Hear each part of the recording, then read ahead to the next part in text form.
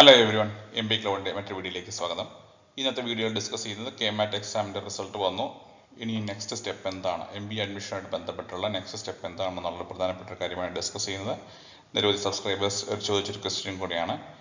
KMAT result വന്നിട്ടുണ്ട്, ഇനി എങ്ങനെയാണ് ആപ്ലിക്കേഷൻ പ്രൊസീജിയർ, എങ്ങനെയാണ് ഇപ്പം ക്ലാസ്സുകളൊക്കെ എപ്പോഴാണ് തുടങ്ങുക, എന്തൊക്കെ കാര്യങ്ങളാണ് ശ്രദ്ധിക്കേണ്ടത്, കോളേജ് എങ്ങനെ ചൂസ് ചെയ്യാം തുടങ്ങിയ കാര്യങ്ങളൊക്കെയാണ് നമ്മൾ ഈ ഒരു വീഡിയോയിൽ ഡിസ്കസ് ചെയ്യുന്നത്. വീഡിയോ പൂർണ്ണമായിട്ടും കാണാൻ ശ്രമിക്കുക. അതുപോലെ തന്നെ ഒരിക്കലും ഓർമ്മിപ്പിക്കുന്നു, ഇനിയും KMAT എഴുതാത്ത സ്റ്റുഡൻസ് ഉണ്ടെങ്കിൽ, അല്ലെങ്കിൽ ഇതുവരെ എക്സാം എഴുതാത്ത സ്റ്റുഡൻസ് ഉണ്ടെങ്കിൽ, CMATന് ആപ്ലിക്കേഷൻ ഓപ്പൺ ആയിട്ടുണ്ട്. പ്രീവിയസ് ഡേറ്റ് നമ്മൾ വീഡിയോ ചെയ്തിട്ടുണ്ട് CMATനെ പറ്റി. CMATന് അപ്ലൈ ചെയ്യാനായിട്ട് ഏതാനും ദിവസങ്ങൾ കൂടിയുണ്ട്. CMAT നിങ്ങൾ അപ്ലൈ ചെയ്യാൻ ശ്രമിക്കുക. വീഡിയോയിലേക്ക് കിടക്കാം. Now www.ce.kerala.gov.in. നിങ്ങൾ ഈ വീഡിയോയിലേക്ക് തുടങ്ങുന്നതിന് മുമ്പായിട്ട് ഏറ്റവും പ്രധാനപ്പെട്ട കാര്യം പറയാൻ ആഗ്രഹിക്കുന്നു. ദ മോസ്റ്റ് ഇമ്പോർട്ടൻറ്റ് തിങ്, നിങ്ങൾ എല്ലാവരും തന്നെ നിങ്ങളുടെ KMATൻ്റെ സ്കോർ കാർഡ് ഡൗൺലോഡ് ചെയ്തിട്ടുണ്ടെന്ന് വിചാരിക്കുന്നു. KMATൻ്റെ സ്കോർ കാർഡ് നിങ്ങളുടെ വെബ്സൈറ്റിൽ, നമ്മുടെ KMAT ഈ വരുന്ന വെബ്സൈറ്റ് കാൻഡിഡേറ്റ് പോർട്ടലിലേക്ക് പോവുക. www.ce.kerala.gov.in. നമുക്ക് ഫെമിലർ ആയിട്ടുള്ള ഈ വെബ്സൈറ്റിൽ വരിക. കാൻഡിഡേറ്റ് പോർട്ടലിൽ പോകുമ്പോൾ നമുക്ക് ഇവിടെ കാൻഡിഡേറ്റ് പോർട്ടലിൻ്റെ ആപ്ലിക്കേഷൻ നമ്പറും പാസ്വേഡും അസസ് കോഡും കൊടുക്കുക. ലോഗിൻ ചെയ്യുക. ലോഗിൻ ചെയ്ത് കഴിയുമ്പോൾ നിങ്ങൾക്ക് നിങ്ങളുടെ KMATൻ്റെ സ്കോർ കാർഡ് ഡൗൺലോഡ് ചെയ്യാനായിട്ടുള്ള ഓപ്ഷൻ കിട്ടും. സ്കോർ കാർഡിനെ പറ്റി ഇവിടെ മെൻഷൻ ചെയ്തിട്ടുണ്ട്. ഓൾറെഡി സ്കോർ കാർഡ് വന്നിട്ട് 2 ആഴ്ചയോളം ആയിട്ടുണ്ട്. സ്കോർ കാർഡ് വെബ്സൈറ്റ് വന്നിട്ട്. അപ്പോൾ നിങ്ങൾ എല്ലാവരും തന്നെ കാൻഡിഡേറ്റ് പോർട്ടലിൽ നിന്ന് അവർ സ്കോർ കാർഡ് ഡൗൺലോഡ് ചെയ്തു. വളരെ ഇമ്പോർട്ടൻ്റ് ആയ ഡോക്യുമെൻ്റ് ആണ്. നിങ്ങൾ എക്സാം എലിജിബിൾ ആയിട്ടുള്ളതെന്നുള്ളതിൻ്റെ ഒരു പ്രൂഫ് ഇതാണ്. ഏറ്റവും ഇമ്പോർട്ടൻ്റ് ആയിട്ടുള്ള പ്രൂഫാണിത്. സ്കോർ കാർഡാണ് നമുക്ക് ആവശ്യമുള്ളത്. ഇതുപോലെ തന്നെ മറ്റൊരു റിസൾട്ടിൻ്റെ PDF, എല്ലാവരുടെയും കൂടെ റിസൾട്ടുള്ള PDF ഫയലല്ല നമുക്ക് ആവശ്യമുള്ളത്, സ്കോർ കാർഡാണ് ആവശ്യമുള്ളത്. അപ്പോൾ സ്കോർ കാർഡ് ഡൗൺലോഡ് ചെയ്ത് നിങ്ങൾ സൂക്ഷിക്കുക. നിങ്ങളുടെ അപ്ലൈ ചെയ്യുന്ന കോളേജുകളിൽ അവിടെ സബ്മിഷൻ ആവശ്യം വരുമ്പോൾ, അല്ലെങ്കിൽ യൂണിവേഴ്സിറ്റികളിൽ സബ്മിഷൻ ആവശ്യം വരുമ്പോൾ അവിടെ നിങ്ങൾ സബ്മിറ്റ് ചെയ്യുക. So this the important process. ഈ ഒരു കാര്യം എല്ലാവരും തന്നെ ചെയ്തിട്ടുണ്ടെന്ന് വിശ്വസിക്കുന്നു. ഇനി ഏറ്റവും ഇമ്പോർട്ടൻ്റ് ആയ കാര്യം, അടുത്ത ഒരു KMAT ശേഷം റിസൾട്ട് വെച്ച് നമുക്ക് എങ്ങനെ MBA പ്രോഗ്രാം അപ്ലൈ ചെയ്യാം എന്നുള്ളതാണ്. ഇതിനെപ്പറ്റി ഓൾറെഡി കുറച്ച് കാര്യങ്ങൾ സംസാരിച്ചിരുന്നു. ഇപ്പം നമ്മുടെ കാൻഡിഡേറ്റ്സിനിടയിൽ കുറച്ച് പേര് CAT എക്സാം ക്വാളിഫൈഡ് ആൾക്കാരുമുണ്ട്, അതുപോലെ തന്നെ KMAT എക്സാം ക്വാളിഫൈഡ് ആയിട്ടുള്ള ആൾക്കാരുമുണ്ട്. അപ്പം ഇതിന് മൊത്തത്തിൽ ഒരു ക്വാളിഫയിങ് ക്രൈറ്റീരിയ എന്ന് പറഞ്ഞാൽ കേരളത്തിലെ അഡ്മിഷൻ സിനാരിയോ അനുസരിച്ച് പറയാൻ ക്വാളിഫൈഡ് ആകാനായിട്ട് 10% മാർക്ക് മാത്രമേ ആവശ്യം വരുന്നുള്ളൂ. 10% മാർക്ക് ഉണ്ടെങ്കിൽ നിങ്ങൾക്ക് ഈ പറയുന്ന കോളേജുകളെല്ലാം തന്നെ അപ്ലൈ ചെയ്യാം. ജനറൽ SC/BC കാറ്റഗറി ആണെങ്കിൽ, SC/ST കാറ്റഗറി ആണെങ്കിൽ നിങ്ങൾക്ക് 7.5% മാർക്ക് ആവശ്യമായിട്ട് വരുന്നുള്ളൂ. ഇതാണ് ബേസിക് ആയിട്ടുള്ള ഒരു ക്രൈറ്റീരിയ. CAT എക്സാമിനാണെങ്കിൽ ഇതുപോലെ തന്നെ CAT എക്സാം ടോട്ടൽ മാർക്ക്, CATൻ്റെ പെർസെൻറ്റേജ് അല്ല നമ്മൾ കൂട്ടേണ്ടത്. പെർസെൻറ്റേജ് എന്ന് പറഞ്ഞാൽ വേറൊരു കാൽക്കുലേഷനാണ്. അപ്പോൾ ടോട്ടൽ മാർക്കിൻ്റെ ഏകദേശം CATൻ്റെ ടോട്ടൽ മാർക്ക് എത്ര നമ്മൾ സ്കോർ കാർഡ് എടുക്കണം. ടോട്ടൽ മാർക്കിൻ്റെ ഇത്ര പെർസെൻറ്റേജ് മാർക്ക് നിങ്ങൾക്ക് കിട്ടിയിട്ടുണ്ടോ ഇല്ലയോ എന്നാണ് നോക്കേണ്ടത്. പെർസെൻറ്റേജ് നോക്കിയാൽ പെർസെൻറ്റേജ് ആകത്തില്ല. പെർസെൻറ്റേജും രണ്ടാണ്. എഗെയിൻ KMATൻ്റെ കേസിൽ കുറച്ച് കുട്ടികൾ ചോദിക്കാറുണ്ട്, പെർസെൻറ്റേജിൽ KMAT എങ്ങനെ കണ്ടുപിടിക്കുക എന്നുള്ളത്. പെർസെൻറ്റേജ് നമുക്ക് അങ്ങനെ സാധാരണ ഗതിയിൽ ആവശ്യമായി വരുന്നില്ല. നമ്മൾ ശതമാനം പെർസെൻറ്റേജ് മാർക്കാണ് നോക്കുന്നത്. പെർസെൻറ്റേജ് എന്ന് പറഞ്ഞാൽ നിങ്ങളുടെ റിലേറ്റീവ് പൊസിഷനാണ്. ഉദാഹരണം പറയുകയാണെങ്കിൽ നിങ്ങൾ 5,000 സ്റ്റുഡൻസ് എക്സാം എഴുതി. അപ്പം നിങ്ങൾക്ക് അതിൽ ഒരു 424 നിങ്ങളുടെ മാർക്ക് കിട്ടിയെന്ന് വിചാരിക്കുക. അപ്പോൾ നിങ്ങളെക്കാളും എത്ര പേര് പുറകിലുണ്ട്, നിങ്ങളുടെ സ്കോറിനേക്കാൾ എത്ര പേര് പുറകിലുണ്ട് എന്ന് നോക്കിയിട്ടാണ് നമ്മൾ ഇതിനുള്ള പെർസെൻറ്റേജ് കണ്ടുപിടിക്കുക. അപ്പം 424 എന്ന് പറയുന്ന റാങ്ക് കിട്ടി കഴിഞ്ഞാൽ ബാക്കി ഇത്രയും പേര് നിങ്ങളുടെ പുറകിലാണ് എന്നുള്ളതാണ് അതിൻ്റെ അർത്ഥം.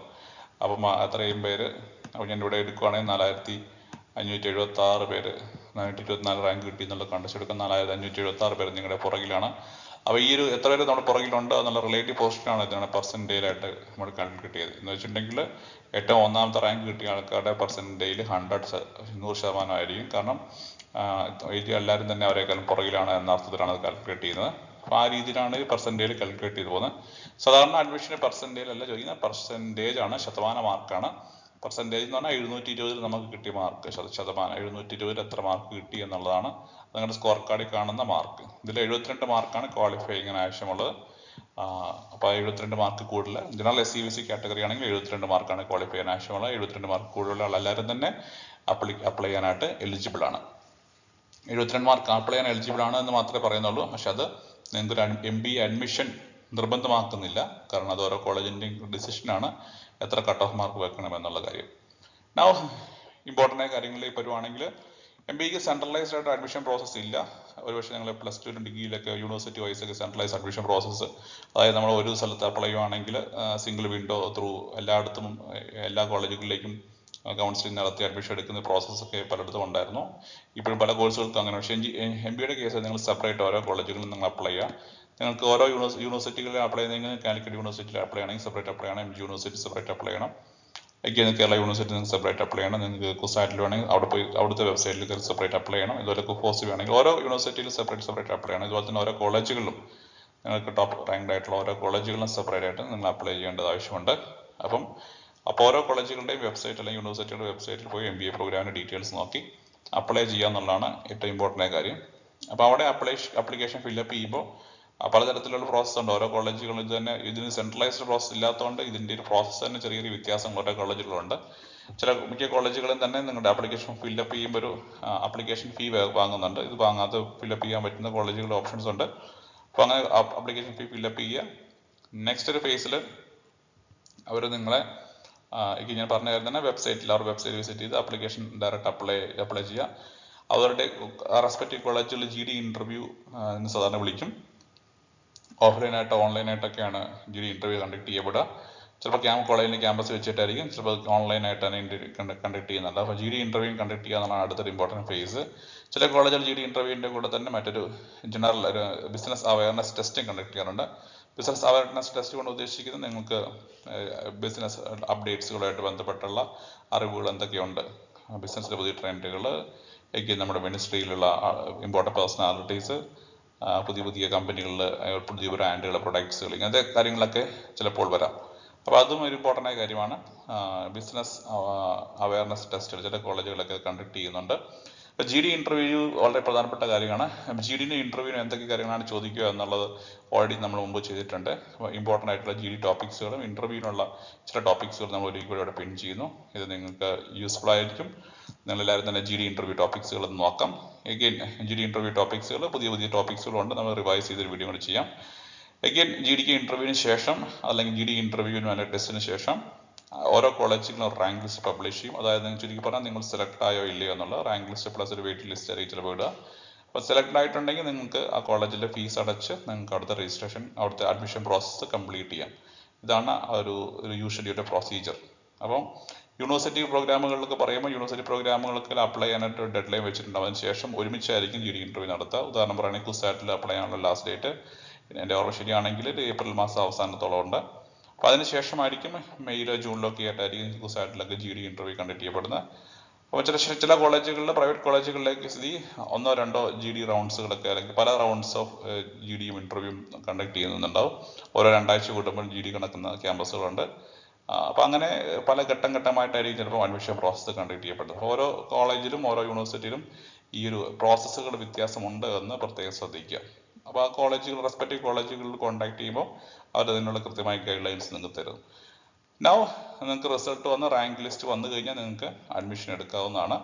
അതാണ് ഇപ്പോൾ ഇമ്പോർട്ടൻ്റ് ആയ കാര്യം. അപ്പോൾ അഡ്മിഷൻ എടുക്കുന്നതിന് മുമ്പായിട്ട് നിങ്ങൾക്ക് പല സ്ഥലത്തു നിന്നും പോയിട്ട് നിങ്ങൾ GD ഇൻ്റർവ്യൂ ഒക്കെ അറ്റൻഡ് ചെയ്തിട്ടുണ്ടാവും. അപ്പോൾ ഇതിൽ നിങ്ങളുടെ ഓരോ കോളേജുകളെയും അവിടുത്തെ ഫീഡ്ബാക്ക് ചോദിച്ചു. എപ്പോഴും കോളേജുകൾ ചൂസ് ചെയ്യുമ്പോൾ എങ്ങനെ കോളേജ് ചൂസ് ചെയ്യണമെന്നൊരു വീഡിയോ നമ്മൾ മുമ്പ് ചെയ്തിട്ടുണ്ട്. അതുപോലെ തന്നെ കോളേജ് ചൂസ് ചെയ്യുമ്പോൾ നിങ്ങൾ എപ്പോഴും ROI എന്ന് പറയുന്ന ഫാക്ടർ വളരെ ഇമ്പോർട്ടൻറ്റ്. റിട്ടേൺ ഓൺ ഇൻവെസ്റ്റ്മെൻറ്റ്, നിങ്ങൾ എത്ര പൈസ കൊടുക്കുന്നു അയാൾ എന്ത് റിട്ടേൺ കിട്ടുന്നു എന്നുള്ള ഇമ്പോർട്ടൻ്റ് കാര്യമാണ്. അപ്പോൾ ROI അനുസരിച്ച് കോളേജ് പഠിച്ച വിദ്യാർത്ഥികളുടെ ഫീഡ്ബാക്ക് അനുസരിച്ച് ഓരോരുത്തർക്കും ഓരോ പ്രയോറിറ്റിയിലായിരിക്കും പോകുന്നത് ചില കോളേജുകൾ ചൂസ് ചെയ്യുന്നത്. അപ്പം ഓരോ കുട്ടികളുടെയും ഒബ്ജക്റ്റീവ് ഡിഫറെൻ്റ് ആയിരിക്കും ഒരു കോളേജ് MBA പ്രോഗ്രാം പഠിക്കാൻ വരുമ്പോൾ. അതൊക്കെ അനുസരിച്ച് അവിടെ പഠിച്ച കുട്ടികളുടെ ഫീഡ്ബാക്കും കോളേജിൻ്റെ റിസൾട്ട്, പ്ലേസ്മെൻറ്റ് സിനാരിയോ, അതുപോലെ തന്നെ അവിടുത്തെ return on investment, faculty profile, കോളേജിൽ നൽകുന്ന എക്സ്പോഷർ, ഇങ്ങനെ നിരവധി ഫാക്ടേഴ്സ് ഉണ്ട് കോളേജ് ചൂസ് ചെയ്യാനായിട്ട്. നമ്മൾ അതിനെപ്പറ്റി വിശദമായിട്ടൊന്ന് സംസാരിച്ചാണ്. ഒരിക്കൽ ഞാൻ ആ വീഡിയോ ഒന്നും കൂടെ അവിടെ പിൻ ചെയ്യുന്നു. ഇങ്ങനത്തെ ഫാക്ടേഴ്സ് എല്ലാം കൺസിഡർ ചെയ്തിട്ട് വേണം നിങ്ങൾക്ക് കോളേജ് ചൂസ് ചെയ്യാനായിട്ട്. അപ്പം ഇതൊക്കെ അനുസരിച്ച് നിങ്ങൾക്ക് ആപ്റ്റായിട്ടുള്ള കോളേജ് ആലോചിച്ച് ചിന്തിച്ച് ഡിസ്കസ് ചെയ്ത് നിങ്ങൾ ടീച്ചേഴ്സിനോടോ മറ്റു വ്യക്തികളോടൊക്കെ ഡിസ്കസ് ചെയ്ത് കൺസൾട്ട് ചെയ്ത് ഒരു ഒപ്പീനിയൻ എടുക്കുക. ഒരു കോളേജിൽ അഡ്മിഷൻ എടുത്ത ശേഷം ആ കോളേജിലെ അഡ്മിഷൻ ഡ്രോപ്പ് ചെയ്യൽ കുറച്ച് ബുദ്ധിമുട്ടുള്ള പ്രോസസ്സാണ്. അപ്പോൾ പരമാവധി നിങ്ങൾ വളരെയധികം ആലോചിച്ചിട്ട് തന്നെ അഡ്മിഷൻ എടുക്കാനായിട്ട് ശ്രമിക്കുക. നെക്സ്റ്റ് ഫേസിൽ അഡ്മിഷൻ എടുക്കുന്നതിൻ്റെ ഭാഗമായിട്ട് തന്നെ ഒബ്വിയസ്ലി അവരുടെ ഫീസ്, അവരുടെ പറയുന്ന ഇൻസ്ട്രക്ഷൻ അനുസരിച്ച് ഫീസ് പേ ചെയ്യുക എന്നുള്ളതാണ് പ്രോസസ്സ്. ഇങ്ങനെയാണ് ഒരു MBA അഡ്മിഷൻ്റെ പ്രോസസ്സ് മുന്നോട്ട് പോകേണ്ടത്. അപ്പോൾ ഇങ്ങനെ ചെയ്തു വരുമ്പോൾ ഓൾറെഡി പലർക്കും പല കോളേജിൽ അഡ്മിഷൻ എടുത്ത വിദ്യാർത്ഥികളുണ്ടാവും. കാരണം ഈ ഒരു അഡ്മിഷൻ പ്രോസസ്സ് എന്ന് പറയുന്നത് പല കോളേജുകളും ഒരു ഫെബ്രുവരി മാസം മുതൽ സ്റ്റാർട്ട് ചെയ്യുന്നതാണ്. അപ്പോൾ ഇപ്പോൾ തന്നെ ഒരു നിരവധി സ്റ്റുഡൻസിനെ അഡ്മിറ്റ് ചെയ്ത കോളേജുകൾ നമുക്ക് കാണാനായിട്ട് സാധിക്കും. അപ്പോൾ അത് പോസിബിൾ ആണ്. പക്ഷേ ഇവരുടെയൊക്കെ ഒരു ഫൈനൽ ക്ലാസ്സുകൾ, റെഗുലർ ആയിട്ടുള്ള ക്ലാസ്സുകൾ സ്റ്റാർട്ട് ചെയ്യുന്നത് പ്രോബബ്ലി ഒരു ഓഗസ്റ്റ് സെപ്റ്റംബർ മാസത്തിലായിരിക്കും. കാരണം ഗ്രാജുവേഷൻ്റെ ഡിഗ്രിയുടെ റിസൾട്ടുകൾ കംപ്ലീറ്റ് ആയിട്ട് വരണം. ഇപ്പം യൂണിവേഴ്സിറ്റികളിലൊക്കെ ഡിഗ്രി ഫൈനൽ ഇയർ എക്സാംസ് നടന്നുകൊണ്ടിരിക്കുന്ന സമയമാണ്. ചിലയിടത്ത് കംപ്ലീറ്റ് ആയിട്ടുണ്ട്. ഇപ്പോൾ ഏപ്രിൽ മാസത്തോടെ ഡിഗ്രി എക്സാംസുകളെല്ലാം കംപ്ലീറ്റ് ആകുന്നു. ഈ മെയ് മാസം അല്ലെങ്കിൽ ജൂൺ മാസത്തോടെയൊക്കെ ഗ്രാജുവേഷൻ്റെ റിസൾട്ടുകൾ വരുന്നു. അതിനുശേഷം ഓഗസ്റ്റ് മാസത്തിൽ, ചില അപൂർവ സ്ഥലത്ത് ജൂലൈ മാസത്തിൽ, അല്ലെങ്കിൽ ഓഗസ്റ്റ് സെപ്റ്റംബർ മാസത്തിലാണ് കൂടുതലായിട്ടുള്ള 2024-26 അധ്യയന വർഷത്തെ MBA ക്ലാസ്സുകൾ ആരംഭിക്കുന്നത്. ഇതാണ് ഒരു മുന്നോട്ടുള്ള സിനാരിയോ. ഈ സിനാരിയോ വ്യക്തമായി വിചാരിക്കുന്നു.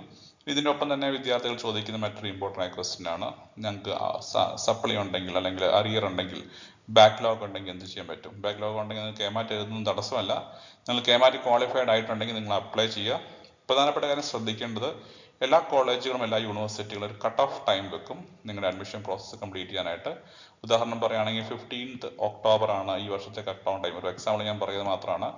15th ഒക്ടോബർ ആണ് ഒരു യൂണിവേഴ്സിറ്റി നിർദ്ദേശിക്കുന്ന കട്ട് ഓഫ് ടൈം എങ്കിൽ നിങ്ങളുടെ റിസൾട്ടുകൾ, നിങ്ങളുടെ കംപ്ലീറ്റ് ബാക്ക്ലോഗ് എല്ലാം ഉള്ള റിസൾട്ടുകൾ 15th ഒക്ടോബറിനുള്ളിൽ വന്നിട്ടുണ്ടെങ്കിൽ നിങ്ങളുടെ അഡ്മിഷൻ വാലിഡ് ആയിട്ടുണ്ടാവും.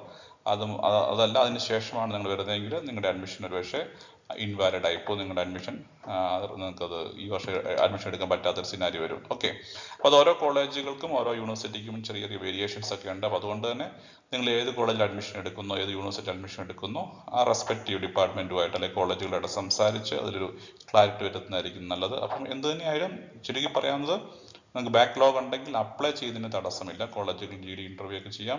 KMAT ക്വാളിഫൈഡ് ആണെങ്കിൽ GD ഇൻ്റർവ്യൂ അപ്ലൈ ചെയ്തതിന് തടസ്സമില്ല. പക്ഷേ ഈ ഒരു കണ്ടീഷൻ ഓർക്കുക, നിങ്ങളുടെ റിസൾട്ട് ഈ പറയുന്ന സമയത്തുകൊണ്ട് വരണം എന്നാണ് പ്രധാനപ്പെട്ട കാര്യം. നിങ്ങൾക്ക് ലാസ്റ്റ് സെമസ്റ്ററിൽ 6th സെമസ്റ്ററിനോ അല്ലെങ്കിൽ BTECിലൊക്കെ 8th സെമസ്റ്ററിനൊക്കെ മറ്റേ കോഴ്സുകളൊക്കെ ലാസ്റ്റ് സെമസ്റ്ററിലാണ് നിങ്ങൾക്ക് ബാക്ക്ലോഗ് വരുന്നതെങ്കിൽ ഒരു പക്ഷേ അത് കുറച്ചുകൂടെ ബുദ്ധിമുട്ടുള്ള പ്രോസസ്സ് ആയിരിക്കും. കാരണം വീണ്ടും നിങ്ങൾ എക്സാം എഴുതി റിസൾട്ട് വരാനായിട്ടുള്ള സമയം ചിലപ്പോൾ ഒരു കുറവായിരിക്കും. പക്ഷെ ഓൾറെഡി നിങ്ങൾ ഏതെങ്കിലും സപ്ലിമെൻ്ററി എഴുതി ബാക്ക് പേപ്പർ ക്ലിയർ ചെയ്യാനായിട്ട് എഴുതി റിസൾട്ട് വെയിറ്റ് ചെയ്യുവാണെങ്കിൽ അത് നിങ്ങൾക്ക് തടസ്സമാകാൻ സാധ്യത വളരെ കുറവാണ്. പക്ഷേ ഈ പറയുന്ന യൂണിവേഴ്സിറ്റികളിലും കോളേജുകളിലും പറയുന്ന ഡെഡ് ലൈൻസും നിർദ്ദേശങ്ങൾ നിങ്ങൾ ഫോളോ ചെയ്യുക. അപ്പോൾ ഈ ഒരു കാര്യത്തിൽ വ്യക്തത ഉണ്ടായി എന്ന് വിചാരിക്കുന്നു. വീണ്ടും മറ്റൊരു വീഡിയോയിൽ കാണാം. നമുക്ക് കൂടുതൽ MBA റിലേറ്റഡ് ആയിട്ടുള്ള മറ്റു വാർത്തകളുമായിട്ടും കൂടുതൽ അപ്ഡേറ്റ്സുകളുമായിട്ടൊക്കെ കാണാം. മറ്റൊരു വീഡിയോ കാണാം. Till then all of you take care. Stay safe. By.